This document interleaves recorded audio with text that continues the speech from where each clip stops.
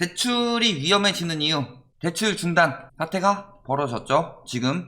근데 이 대출 중단 사태가 왜 벌어졌는지, 그리고 앞으로도 계속 이어질 것인지, 아니면 일시적일 것인지, 이런 것을 판단하기 위해서는 세계 정세를 봐야 되겠죠.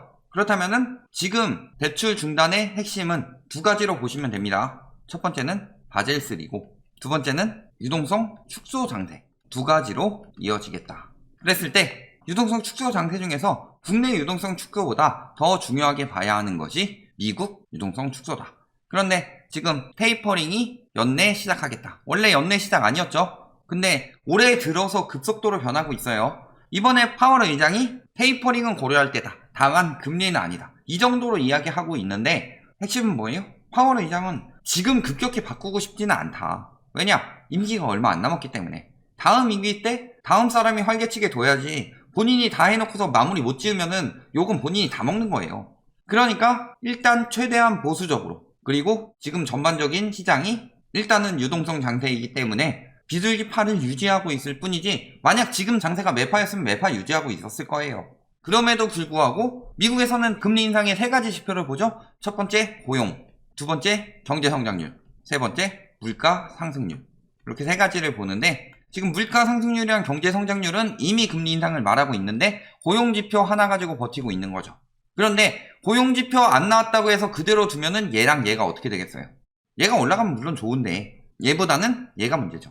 경제 성장률은 나오는데 엄밀하게 따지면 또 델타 변이 문제도 있고, 그런데 물가는 계속 올라가고 있죠. 스태그플레이션 가능성이 높다. 그리고 지금은 수요 견인이 아니라 가격 상승 인플레이션이다. 가격 상승 인플레이션은 화폐 가치가 떨어졌기 때문에 나타나는 거죠.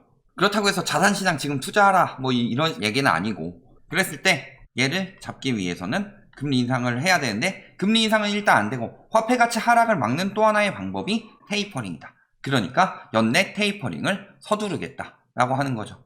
그런데 안 서두른다 이야기하고 있는 거는 일단 안심 발언이에요. 이거 2023년에 인상된다. 언제 바뀔지 모릅니다. 테이퍼링도 마찬가지였어요. 지금 그런 상황이다. 비둘기 발언에 뭐 사상 최고 찍는다. 외국은 이게 되는 게, 주식 같은 경우는 황금성이 좋으니까 때에 따라 팔고 빠지면 되죠. 근데 부동산 같은 경우, 근데 부동산 가격 오르는데요. 부동산 가격은 미국 같은 경우 뭘로 결정이 되느냐? 수익률이죠.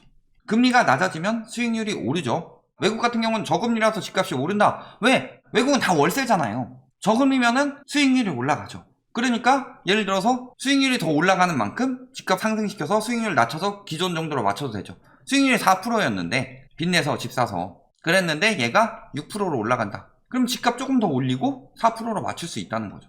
그런데 우리나라는 어때요? 우리나라는 이미 수익률 이상이죠. 월세 놓으면 수익률 얼마나 되냐. 그리고 상가 같은 데 가봐요. 상가 같은 거 수익률 뭐 1%대도 엄청 많죠. 굉장히 거품이 크다는 거죠.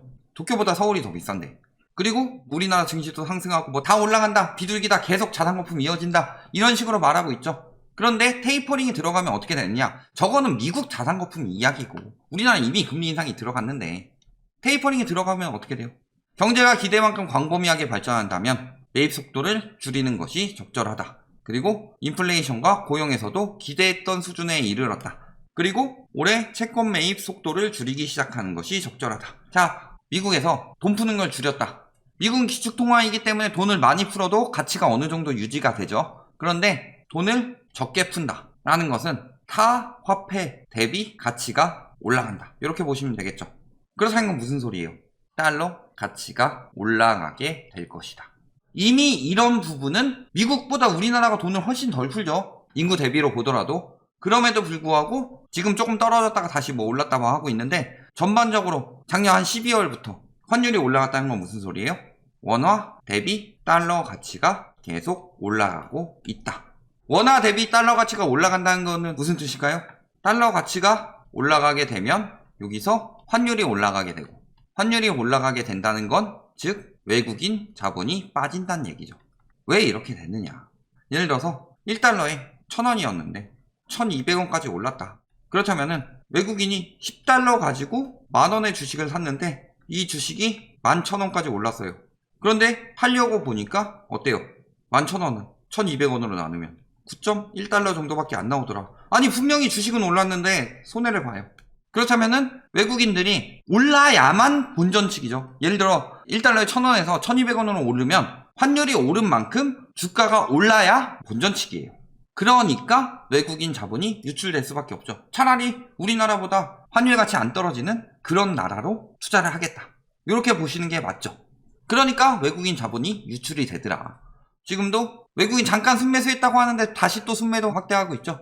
지금 외국인 코스피 순매도 종목 엄청 많죠. 그러면서 또 7조 패대기 몇 개는 샀다고 하는데 전반적으로 팔고 있다. 왜 증시를 팔고 있느냐? 당연히 환율이 올라가니까 외국인들이 빠지는 거예요, 자본이. 그런 상황이기 때문에 외국인 자본 유출을 걱정해야 하는 상황이다. 이게 대처가 늦어지면 어떻게 돼요? 외환위기가 올 수도 있더라. 이런 상황에서 대출 중단이 확산하고 있죠. 뭐 때문에? 바젤3. 바젤3 도입이 됐는데 이미 2020년에 시작이 됐어야 되는데 2020년에 뭐가 터졌어요? 코로나가 터졌죠. 코로나가 터지면서 어떻게 됐어요? 은행권 유예를 해줬는데 이게 언제 종료가 되더라? 9월에 종료가 되더라.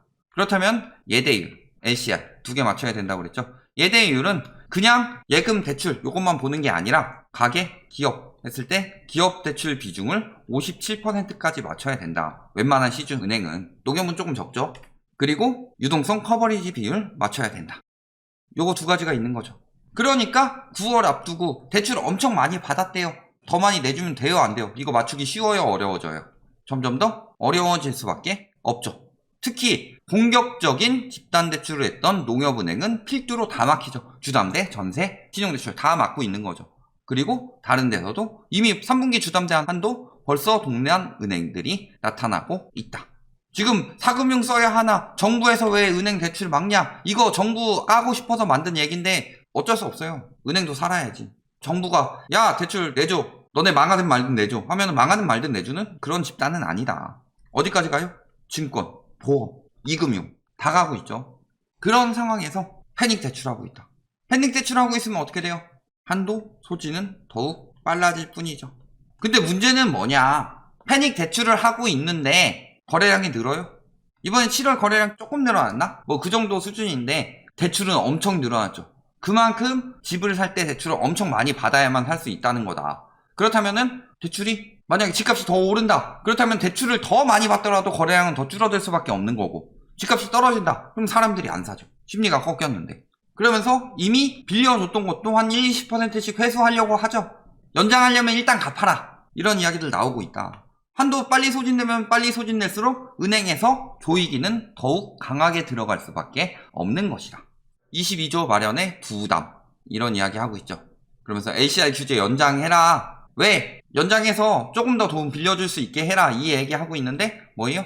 그냥 LCR 규제 연장 필요성 이야기 나오고 있는데 고유동성 자산을 뭐 확보해야 되니까 그래서 대출을 쪼이는 거죠. 플러스로 문제가 뭐가 있느냐?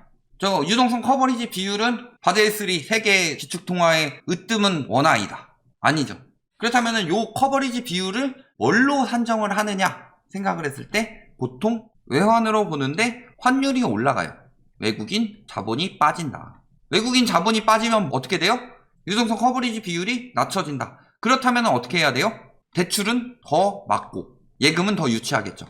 그리고 예금 유치가 안 되면 뭐라는 거예요? 은행채 발행.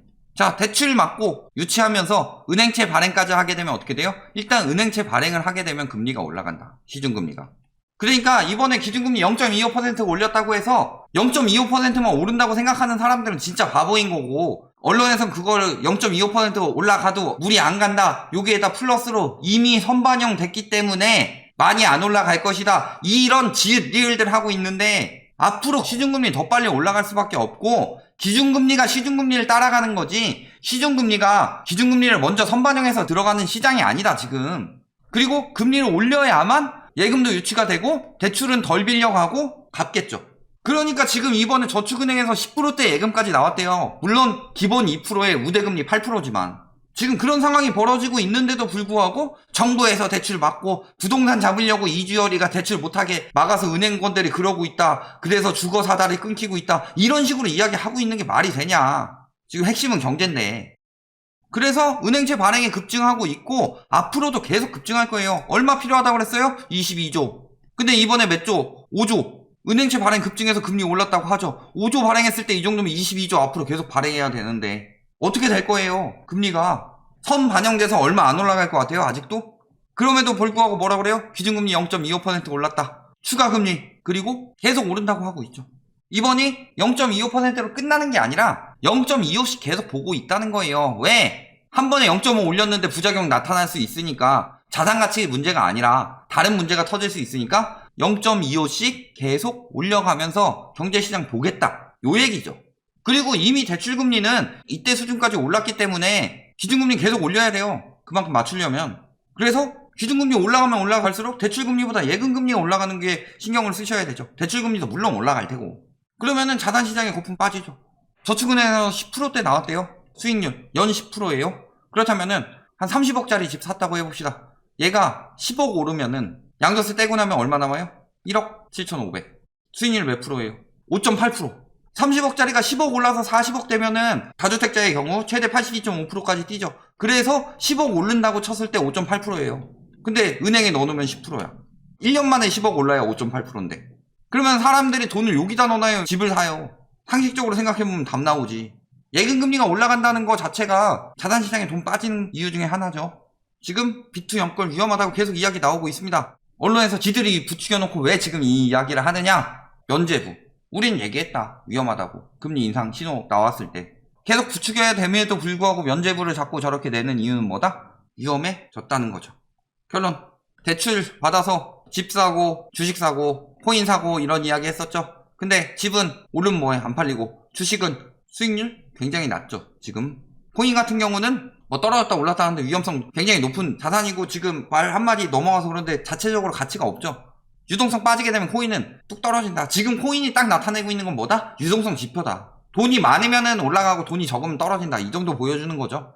금리 인상 그리고 대출 중단 이런 것들이 이어지게 되면은 어떻게 돼요? 대출로 산 사람들은 오른다고 칩시다. 나는 대출로 사가지고 오른다고 막 호가 올리고 있는데 사줄 사람이 없다. 대출 막 받아서 나는 흥한 것 같은데 막상 대출이 막히니까 대출로 망하게 되는 거죠. 결국에 칼로 흥한 자 칼로 망하듯이 대출로 흥한 자는 대출로 망한다. 이런 시장이 될 수밖에 없더라. 여기까지 말씀드리겠습니다.